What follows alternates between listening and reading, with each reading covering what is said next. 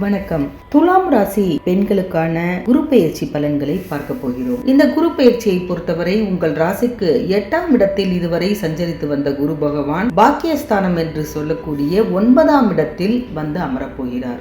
ஓடி போனவனுக்கு 9ல் குரு என்று ஒரு பழமொழி உள்ளது. ஒரு பிரச்சனையில் மாட்டிக்கொண்டு அதிலிருந்து தப்பித்தவர்களை பார்க்கும் பொழுது அவர்களுக்கு குரு 9ஆம் இடத்தில் இருக்குமாம். அதுபோன்ற உங்கள் வாழ்விற்கு மிகப்பெரிய உச்ச நிலையை கடவுள் கொடுக்க போகிறார். எல்லாம் தானாக நடக்க போகிறது. இதுவரை இருந்த நிலை மாறி இனிவரும் காலங்கள் எல்லாம் மகிழ்ச்சியானதாக இருக்க போகிறது. உங்கள் ராசிக்கு 3, 6 இந்த 2 இடங்களுக்கும் அதிபதியானவர் தான் இந்த குரு பகவான். அவர் 9ஆம் இடத்திற்கு வரும்பொழுது இதுவரை ஒத்து வராத பல பிரச்சனைகளில் உங்களுக்கு முடிவு கிடைக்கும். புனித பயணங்கள் அதிகரிக்கும். தந்தை வழி உறவில் நெருக்கம் அதிகரிக்கும். கூட்டு தொழில் செய்பவர்கள் எல்லாம் தனித்து இயங்கக்கூடிய ஒரு காலம். இந்த குரு பெயர்ச்சியின் விளைவாக குரு பகவானுடைய பார்வை உங்கள் ராசிக்கு 1, 3, 5 ஆகிய இடங்களில் அந்த இடங்கள் எல்லாம் புனிதமடைகின்றன. ஜென்ம ராசியில் குருவின் பார்வை பதிவதால் நன்மைகள் அதிகமாக கிடைக்கும். உங்களுக்கு நம்பிக்கைகள் அனைத்தும் நிறைவேறும். உங்கள் ராசிநாதன் சுக்கிரனுக்கு பகை கிரகமாக இருந்தாலும் குருவின் பார்வை 3ஆம் இடத்தில் பதிவதால் உடன்பிறப்புகள்